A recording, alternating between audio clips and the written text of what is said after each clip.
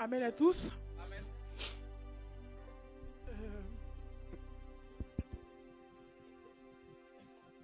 Je me suis mariée il y a 21 ans. Dieu m'a donné 5 enfants que j'aime énormément. J'ai toujours dit aux frères et sœurs, lorsque vous avez des parents qui connaissent le Seigneur, c'est une grâce. Moi, je suis venue en France, j'avais quasiment 7 ans. Et mon combat a commencé quand j'étais enfant. Ça a commencé comment? Lorsque je dormais, je ne savais pas. Mais Dieu me visitait dans la maison où j'habite avec mes parents. Le combat a commencé lorsque c'était, je crois, en 85 ou 84, je ne sais plus. Le Seigneur m'a pris en esprit et il m'a montré la mort de mon oncle paternel. C'est-à-dire que j'ai vraiment vu en esprit comment il a été tué. Et lorsque je me suis réveillée dans ma chambre, je suis allée voir mon père et ma mère. Je leur ai dit, oncle Intel est mort aujourd'hui. Le Seigneur m'a montré, il est mort comme ça, comme ça, comme ça, comme ça. Et je n'avais que 14 ans, si ma mémoire est bonne. Et après cela, au Congo, à l'époque, dans les années 83, il n'y avait pas encore les portables. Lorsqu'on téléphonait, on téléphonait par des téléphones fixes. Et à 3 heures du matin, à l'époque c'était le Zaïre, on appelle et on dit à mon père et ma mère, l'oncle tel vient de décéder. Et là dans ma chambre, ma mère elle rentre. Elle vient me voir agressivement, elle me dit, comment tu as vu ça? Je lui ai dit, je ne sais pas, mais je l'ai vu. Et depuis ce jour-là, j'étais adolescente. Quand je dormais, je sentais une main qui m'étouffait. Et c'était tout le temps comme ça.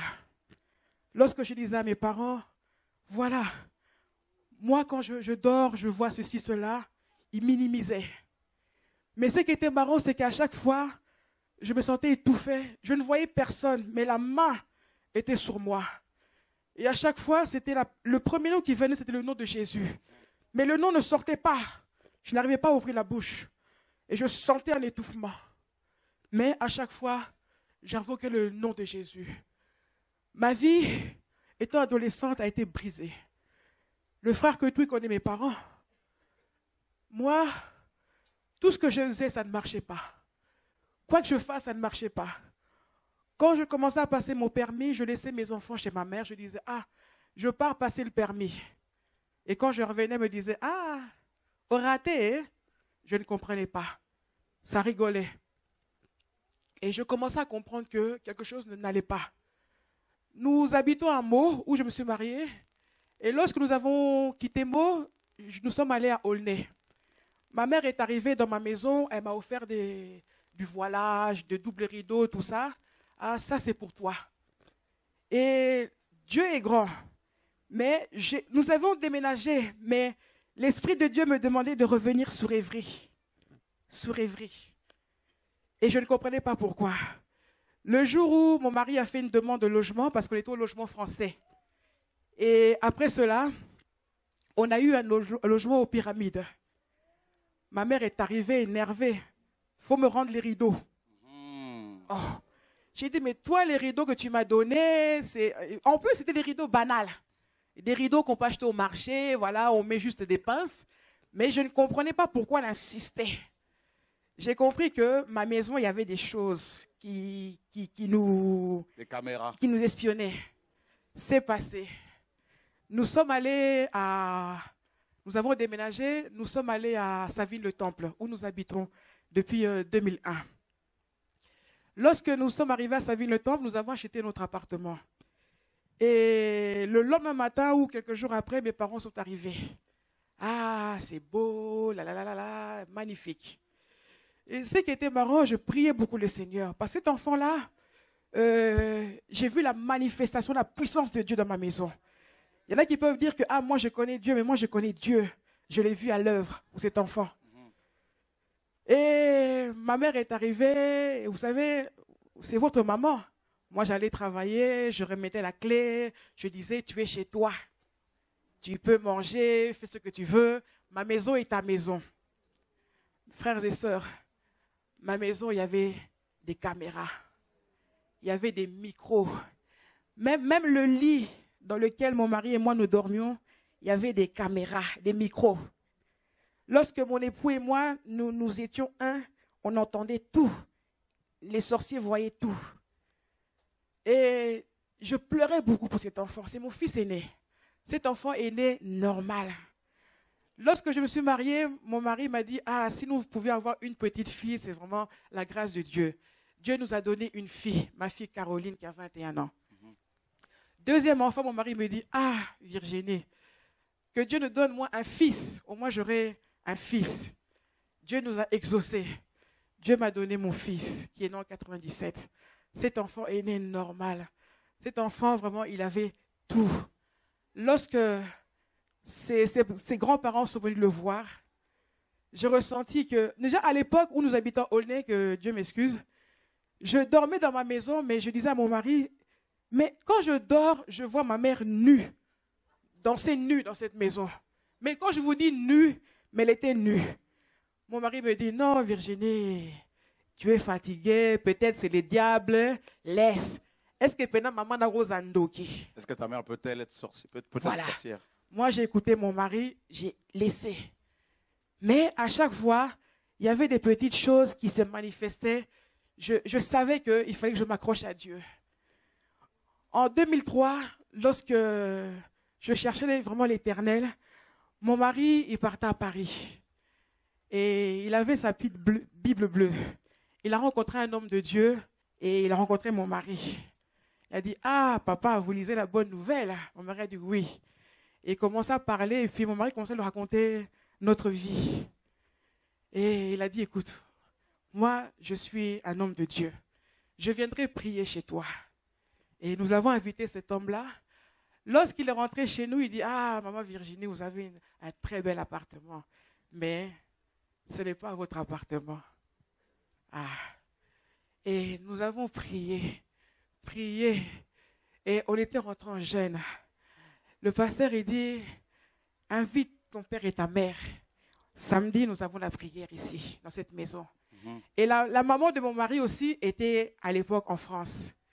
Et ma belle-mère aussi devait venir dans la maison. Et en priant, le pasteur a dit, non, laisse maman, ta belle-mère, elle ne viendra pas. Mais eux, ils vont venir. Et nous prions. Notre mère, lorsqu'elle a sonné, elle rentrait chez moi comme si c'était sa maison. Elle montait, Je me suis dit, oh. Elle est rentrée, elle a dit, oh, vous êtes dans la prière? Le pasteur a dit, maman, rentre. Tu es venue voir tes petits-enfants, rentre. Et là, elle est rentrée avec son mari, mais il y avait eu le feu. Nous commençons à invoquer la puissance de Dieu. Le pasteur me dit, maman Virginie, cet enfant, c'est spirituel. Tu souffres depuis l'enfance, mais aujourd'hui, Dieu va te faire grâce. Tu vas savoir d'où viennent tes problèmes. On commence à invoquer le feu. Notre mère a dit, ah, moi, il faut que je sorte de cette maison. J'ai laissé ma bouteille d'eau dans la voiture.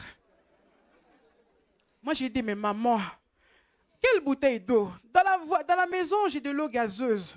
J'ai même de l'eau plate. J'ai même l'eau de source. Pourquoi tu veux absolument descendre, aller dans ta voiture? Oh non, moi j'ai laissé ma voiture parce que voilà, elle a trouvé des raisons. Le pasteur a dit à mon mari, ferme la maison à clé et mets la clé dans la porte. Aujourd'hui, tu vas voir qui est ce véritable Dieu. Alléluia. Nous avons invoqué. La femme qui se dit femme de feu commence à dire au pasteur, tais-toi. Pasteur, Oyebinga. Tu me connais? Tu me connais? Tu sais qui je suis? Le pasteur me dit, maman Virginie, aujourd'hui, tu vas savoir où tes enfants ils sont. On commence à invoquer. Et d'un coup, elle commence à brûler. Oh, il faut que je boive de l'eau. Elle rentre dans ma cuisine, pouf, par terre. Elle commence à ramper comme un serpent. Elle commence, ils l'ont attrapée. Qui es-tu? Manifeste-toi, elle commence à dire. C'est mon mari qui m'a donné la sorcellerie. Cet enfant-là, quand sa mère est enceinte, j'ai vu son étoile. Cet enfant, lorsqu'il est né, nous avons retiré son intelligence. Nous l'avons mis dans la forêt. Nous avons fermé sa bouche. Parce qu'elle a dit comme ça, je me rappelle que Dieu me prête mémoire. Si nous avons laissé cet enfant tel que Dieu l'a conçu, ses parents allaient devenir riches. C'est pour ça que nous l'avons rendu handicapé. Mais il est dans la forêt spirituelle. Après, on a demandé, fais-le sortir de là et commencer à invoquer. Julien, Julien, je le vois, mais il est loin. On a dit, fais sortir cet enfant-là. Il va sortir, il va sortir. Il faut seulement prier fort, il va sortir. Et lorsque son petit frère est né, mon troisième enfant est né en 2000. Et mon enfant, ils ont fait la même chose, mais Dieu a commencé à détruire. Elle a dit, lorsque son petit frère est né, on a vu la même intelligence. On a ouvert la même porte et on l'a fait rentrer. Lui et son petit frère, ils sont dans les prisons spirituelles.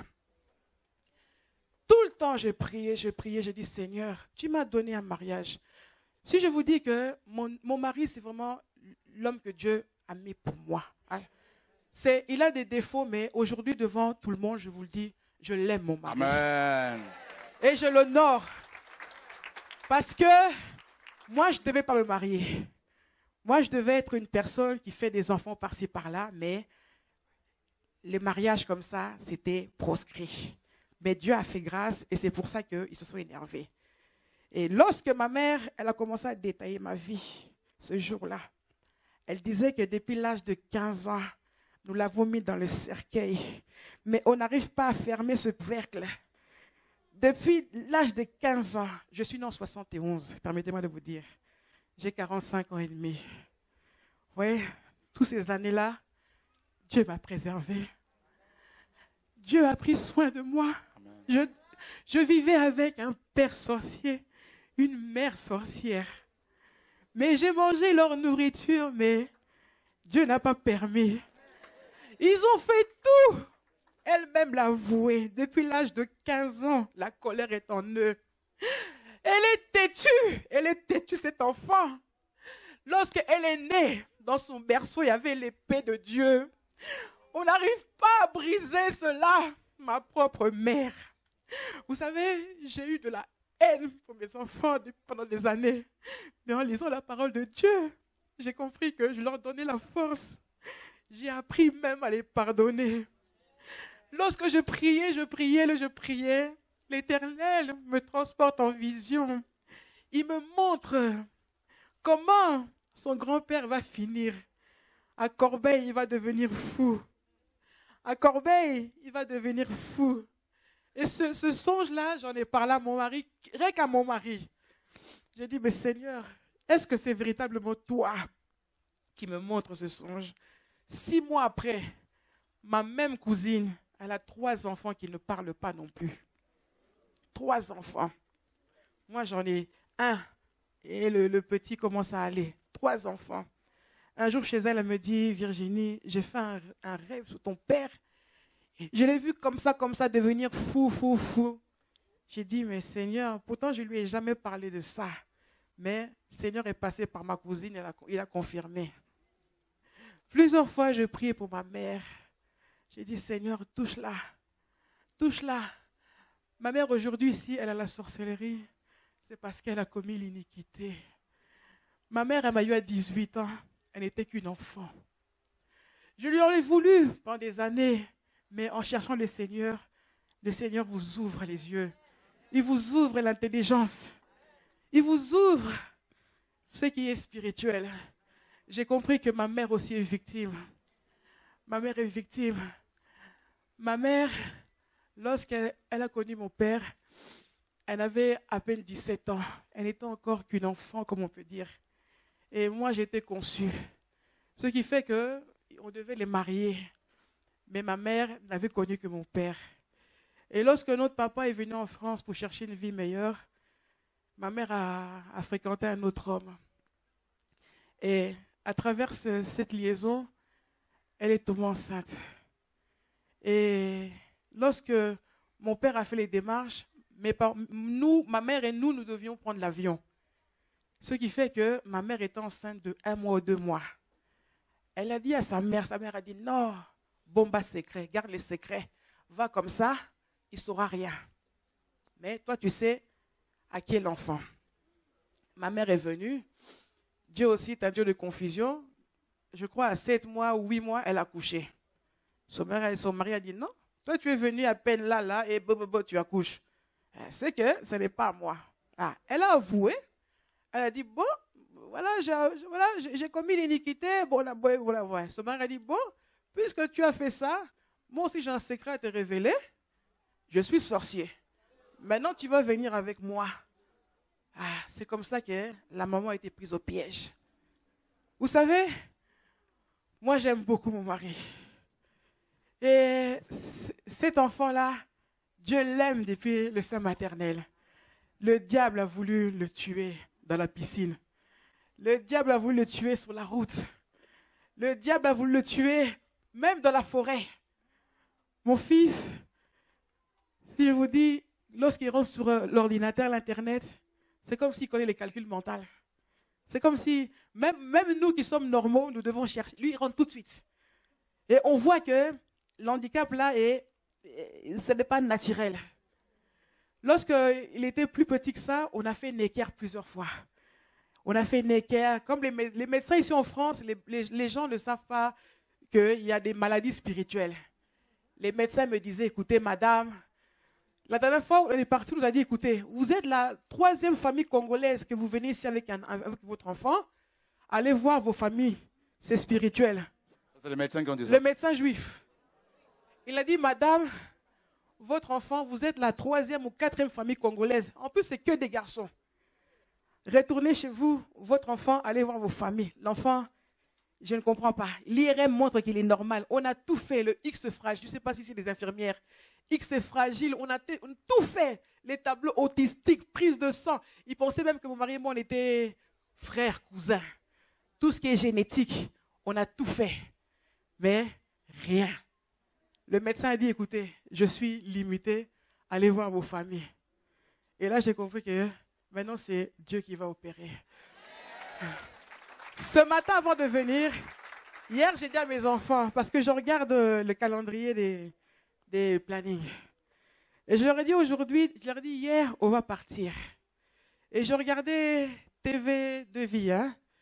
Et à chaque fois quand je finis, je change, je peux rester 2-3 heures comme ça à écouter le frère Kouetou. Et à un moment, je tombe sur un site, il y a un faux pasteur qui critiquait notre frère. Ah, Azandoki, Bonaboye, il ne faut pas le suivre. Il démontrait même ses dires par rapport à ce que dit la parole de Dieu. Après un moment, j'ai dit, moi j'ai fait mon programme, demain je vais aller là-bas. Dieu m'envoie. Et maintenant, je tombe ce site. J'ai dit, heureusement, tu ne m'auras pas. Des fois, j'ai dit à mes enfants, on va se préparer, on va partir. Et on va venir. Alléluia. Voilà. Waouh. Tu sais que ton témoignage, non seulement m'a touché, mais a touché aussi beaucoup. Ceux qui sont ici et ceux qui nous suivent chez eux. Mais aussi une personne particulièrement. Donc je pense qu'elle se reconnaît.